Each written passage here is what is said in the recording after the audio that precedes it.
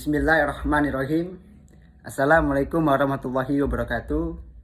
Perkenalkan, nama saya Nurdiki dengan NIM 122207111292. Saya dari Prodi Ilmu Hukum Fakultas Syariah dan Hukum.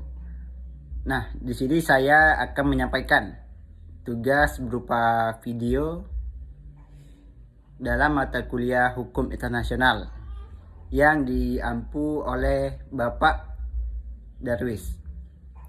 Nah, adapun pembelajaran atau materi yang dibahas dalam hukum internasional itu ada 4 poin. Yang pertama adalah kedaulatan, pengakuan, yurisdiksi, dan tanggung jawab suatu negara.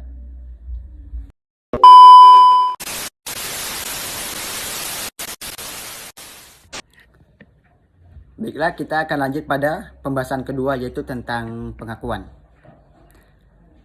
Adapun pengakuan itu penerimaan oleh negara lain atau keberadaan dan kedaulatan suatu negara baru. Seperti yang kita harus ketahui, ada 2 jenis pengakuan, yakni pengakuan de facto dan pengakuan de jure. Adapun maksud dari pengakuan de facto yaitu pengakuan sementara suatu entitas yang pemerintahnya belum sepenuhnya diakui. Kalau yang dimaksud dengan pengakuan de jure, yaitu pengakuan penuh dan sah secara hukum. Maksudnya itu pengakuan de jure, pengakuan yang sudah sah dan jelas secara hukum. Pengakuan oleh negara lain tidak menentukan keberadaan suatu negara, tetapi dapat mempengaruhi hubungan diplomatik dan keanggotaannya dalam organisasi internasional. Selanjutnya kita akan membahas tentang yurisdiksi. Adapun yang dimaksud yurisdiksi yaitu kewenangan hukum suatu negara atau lembaga untuk membuat, menerapkan, dan menegakkan hukum di wilayah atau lingkup tertentu.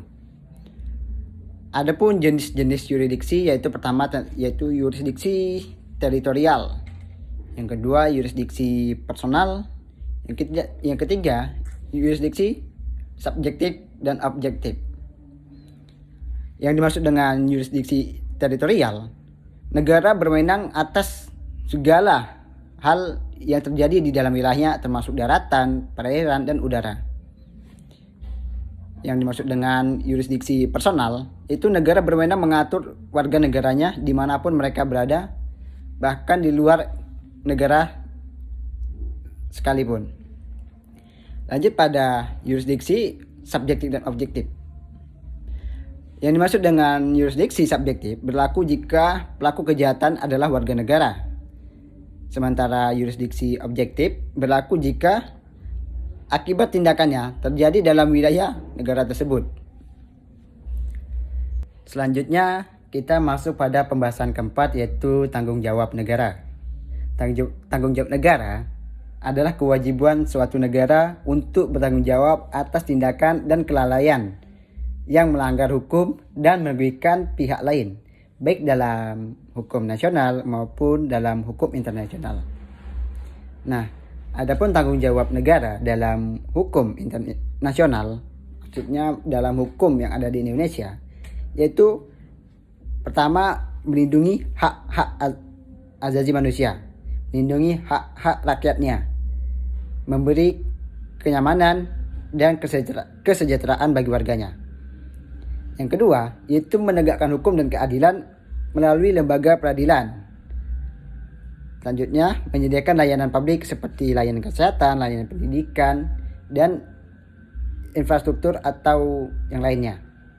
Selanjutnya, yaitu menjaga ketertiban dan keamanan. Menjaga ketertiban ini dilakukan oleh Tentara Nasional Indonesia dan kepolisian. Lanjut yang kedua, yaitu tanggung jawab negara dalam hukum internasional. Dalam hukum internasional, negara bertanggung jawab jika yang pertama itu melakukan pelanggaran hukum internasional seperti agresi, pelanggaran perjanjian, atau kejahatan terhadap kemanusiaan. Yang kedua, mencegah atau menindak pelanggaran yang dilakukan oleh penjabat negara di bawah pihak lain di suatu yurisdiksinya. Ketiga, merugikan negara lain atau komunitas internasional, misalnya melalui pencemaran lingkungan lintas batas. Adapun yang ketiga selanjutnya itu bentuk pertanggungjawaban negara. Jika suatu negara terbukti bertanggung jawab, maka konsekuensinya bisa berupa restitusi, mengembalikan keadaan seperti semula yang sebelumnya pelanggaran itu sebelum terjadi. Yang kedua adalah kompensasi, memberikan ganti rugi material terhadap pihak yang dirugikan. Selanjutnya, pemulihan nama baik, bisa berupa permintaan maaf atau tindakan lain yang mengembalikan kehormatan yang dirugikan.